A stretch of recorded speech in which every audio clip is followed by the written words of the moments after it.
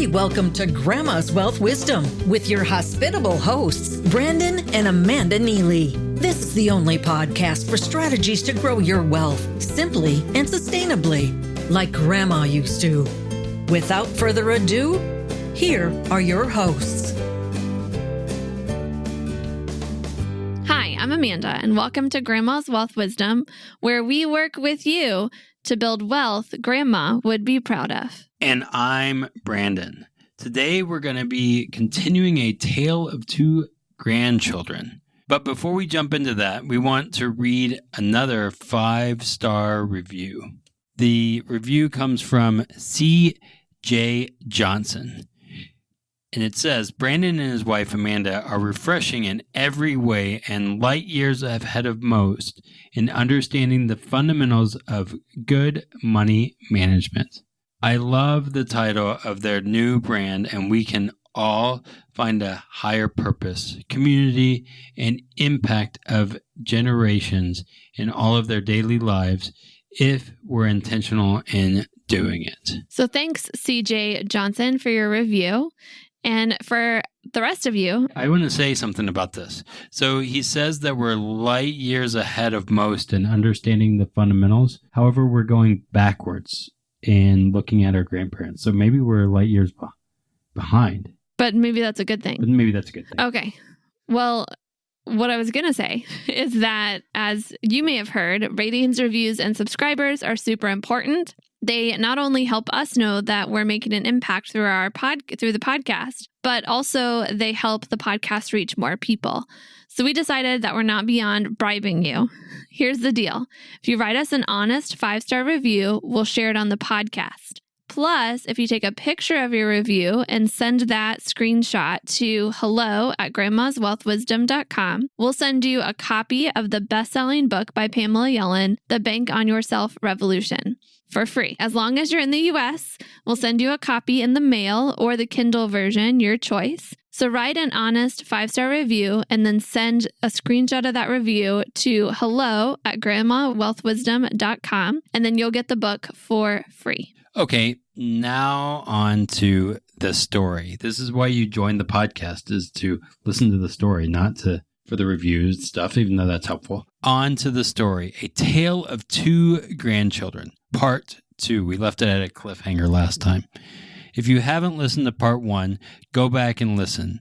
And if it's been a while, here's a refresher. The grandchildren in the story are Michael and Matthew. Matthew is following the conventional wisdom followed by the majority of Americans since 1980, whereas Michael is following his grandma Margaret's advice and doing things a lot differently. So we told the story up until 2019, and at the end of the story, Michael and Matthew's financial situation is very different. Matthew is maxing out his 401k and saving for his kids' college in a 529 plan. When the stuff of life happens, he has to go into debt with those car loans and a credit card. In order to cover the cost of his family's needs, he has to use those things. Their budget is maxed out, and things are stressful, especially at the end of the month.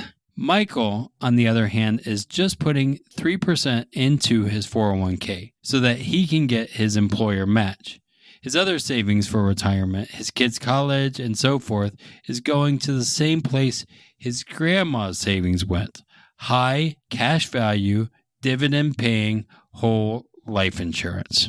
And then the stuff of life happens to Michael just as it does to Matthew. But Michael is able to use his life insurance policies to cover the costs. Using super low interest policy loans, he purchases 2 cars and he covers roof repairs.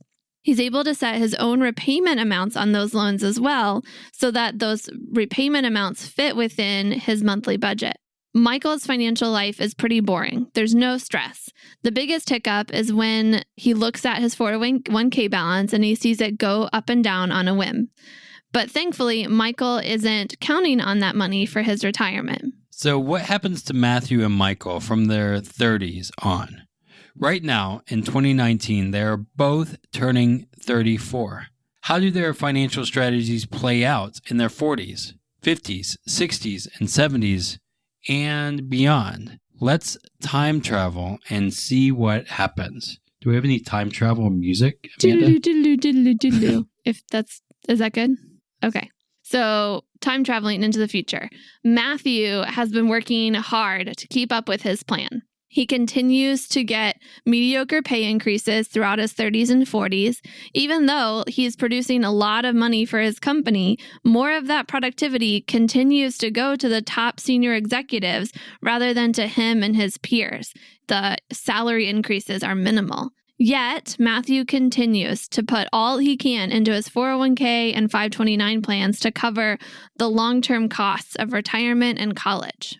The total going into his 401k and 529 plans ends up being about 5% of his income. Right. And when Matthew is 48, his first kid starts college. It's 2033, and the costs of college have continued to soar. His 529 plans, though, didn't get the returns that he was promised when he set them up. So he had to use the equity in his home to take out both a home equity line of credit, a HELOC, and Parent Plus loans to help his kids go to college. And the kids still had to take out more loans on top of Matthew's HELOC and Parent Plus loans in order to complete their degrees. When Matthew gets to his late 50s, all his kids are done with college and on their own. Now Matthew starts to take a serious look at what's left for retirement. His term life insurance is going to expire in his early 60s. Yet, he's still going to have that line of credit on the house and the Parent Plus loans that both went towards helping his kids go to college. He still has credit card debt because life just keeps happening. There always seems to be another repair, another kid needing braces, or larger holiday spending than anticipated. And by the time he pays off one car loan, they need another car and he has to take out another loan to get it. He's even had to take a loan from his 401k to cover a major medical expense not covered by his health insurance. So remember, Matthew's plan was to be completely out of debt by the time his term life insurance expired so that he could, quote unquote, self-insure. And we'll have to do another episode on the whole idea of self-insuring and why that may or may not be a good idea. But that was Matthew's plan. Things would have been different if he was able to buy low and sell high. But he never seemed to be able to see a market crash coming in order to get out before or have cash to buy while it was low. Yeah, so Matthew's average rate of return on his 401k is 3.98%. And that's the average everyone is saying. Matthew's not unique in this. And that 3.98% is before taking into account fees and taxes. At this point, Matthew is just hoping to get out what he's put in and what his employer put in as well. I mean, he thought of draining his 401k and paying off his debts, but taxes are a lot higher than they were during the golden years of the 2016 tax law that expired in 2025. If he used the 401k to pay off his debts, he'd take a huge tax hit. Plus, he's still hoping for another roaring 20 like the years between 1980 and 2000 when the stock market saw huge growth. He's hoping for another 20 years just like that to give him the gains that he's been told would be there for him at some point. So he's approaching 60 years old with a whopping $250K in his 401k and over $100,000 in debt. And he meets with his financial advisor to strategize when he'll be able to retire and how much he'll be able to use each year from his 401k. And right now, it looks like he'll be able to retire at 65 and have less than $1,000 per month in retirement income from his 401k. Less than $1,000 per month? That's not as much as he thought he would have doing everything right like you did. And he can work longer and potentially have more money. Right, but that's not what he thought he would have to do either. He thought he was, following the secure way, what everyone else was doing. And that's the path he chose and the path he stuck to. And this is where he's ended up, though, following that path. He's in his 60s, still in debt, looking at living on very little or having to work the rest of his life in order to have enough money to live on. Grandma always said, eat your vegetables. She loved making home-cooked meals with healthy food and from-scratch desserts. Would you create a diet of fast food or cookie-cutter financial products that made you fat and bloated with fees? Or would you like wholesome, time-honored wealth strategies served with balance and trust? Get started with your healthy money planning by downloading Wholesome Wealth Recipes. Your Moolah cookbook is waiting for you at grandmaswealth.com. Michael's story is a lot different. Remember, Michael is the other one, not Matthew. Michael now has 6 high cash value, dividend paying whole life insurance policies specifically designed for him. 2 on himself, 2 on his wife, and 1 on each now adult child. He started them when they were just a couple months old. So 6 total. And because the cash value of his policies are available to him, he's been able to use the policies to cover various items throughout his 40s and 50s. And in the last episode, we already talked about taking policy loans to purchase cars and make roof repairs. And Michael has continued to do that anytime they need a new car or need to make repairs. He's also taken policy loans for the kids' braces and some major medical expenses not covered by health insurance, and even some fun activities like a family trip to Africa to show his kids a different culture and way of life. During a major market downturn, Michael even used a policy loan to purchase a rental property for well below market value. When banks were being super strict on loans, Michael was able to get a huge deal on the property. Then he used the rent paid by his tenant to pay back the policy loan and now has a passive income each month to add to his wealth. One of my favorite things along the way is that when his first kid was starting college in 2033, there were more scholarships and grants available to help his kids pay for college because Michael's wealth was in these life insurance policies. And it just so happens that the college forms to apply for financial aid, like the FAFSA, don't ask about these kinds of items like life insurance. And so they were able to get these scholarships and grants, and then to make up whatever difference there was between the cost of college and what they're able to get, Michael used policy loans instead of his children having to take out student loans or Michael having to use Parent Plus loans. Then after college, Michael's children started paying Michael back instead of being on the hook for traditional student loans. So wait a second. Why would Michael insist on having his kids pay him back? Yeah, that's a great question. Michael helped them pay for college. Why should they pay him back for what he helped them pay? There's 3 big reasons. The first is that it teaches them financial responsibility to, manage their money in such a way that they make these payments back to their dad. And then this money is also Michael and his wife's retirement money.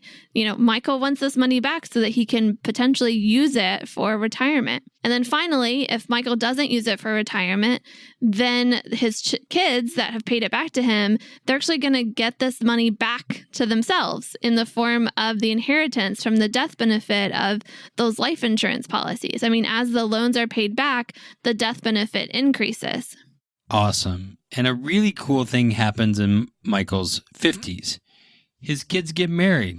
And as a wedding gift, Michael gives them the policies he started on them when they were in diapers. He sits down with each kid and their spouse and shares with them the philosophies his grandma Margaret taught him. He tells her story and his story and gives them the resources to write their own story to pass along to their children and grandchildren. Yeah, so with his kids out of the nest, Michael's next 6-month review with his advisor is a celebration of the years leading up to retirement. He learns that he's right on track to have a 6-figure income in retirement from those 4 policies him and his wife still have. There's a high degree of certainty in these numbers.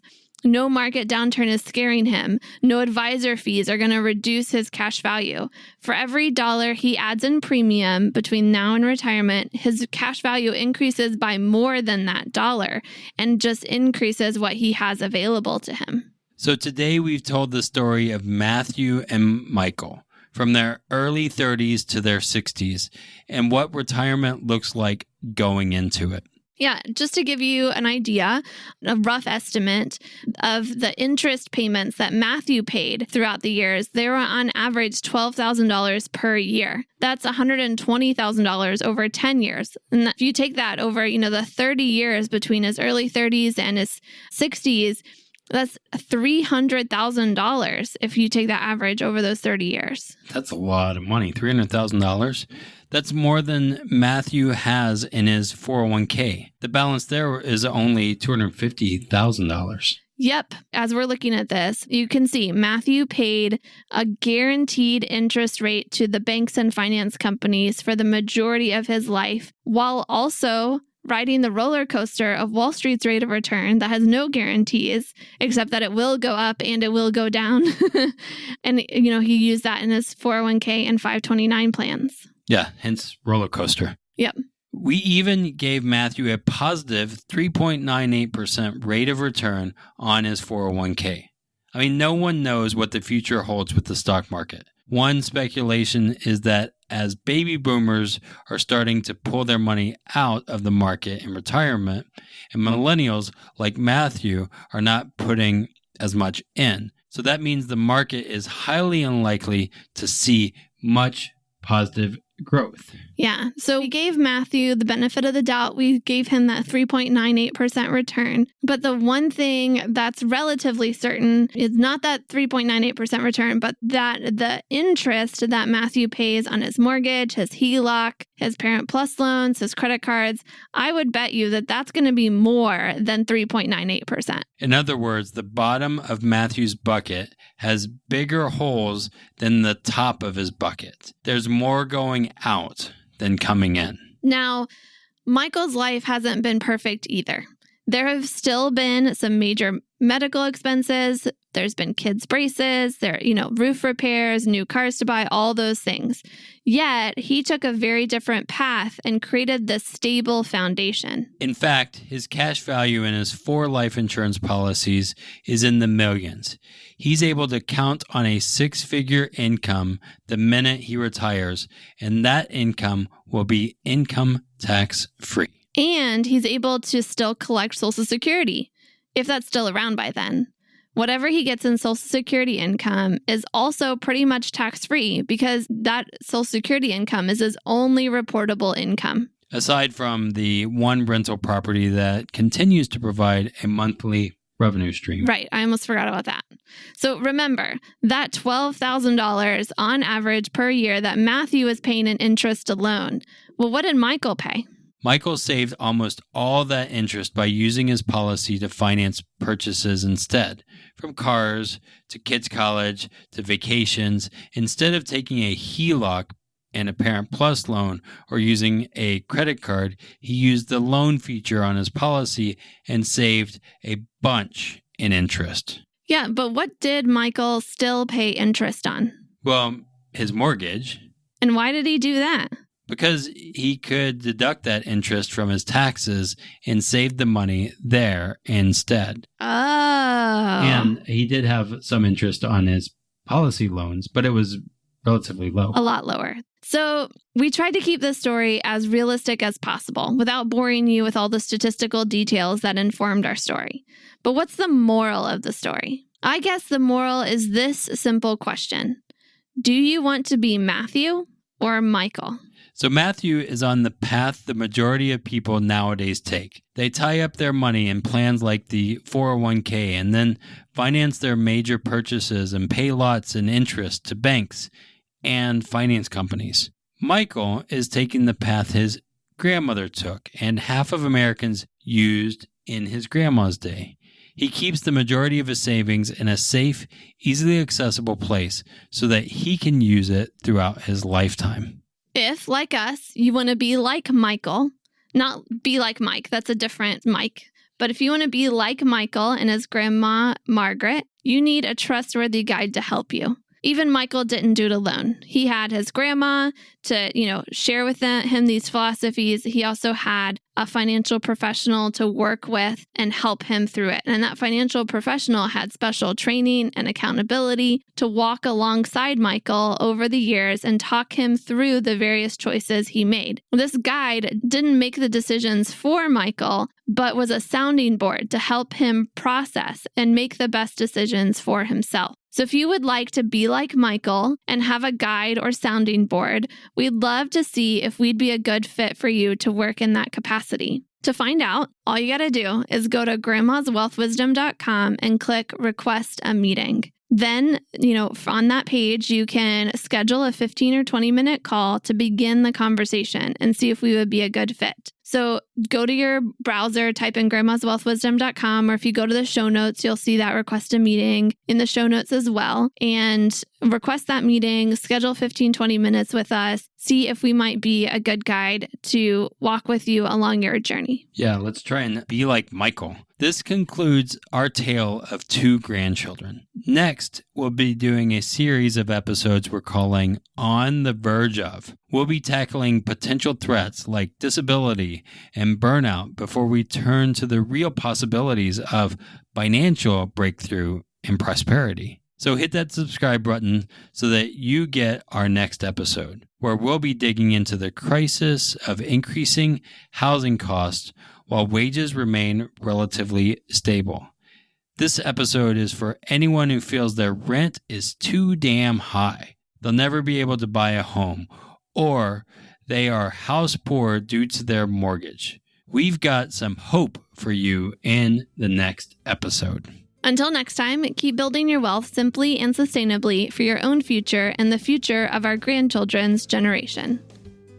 The topics presented in this podcast are for general information only and not for the purposes of providing legal, accounting, or investment advice. On such matters, please consult a professional who knows your specific situation. This is thepodcastfactory.com.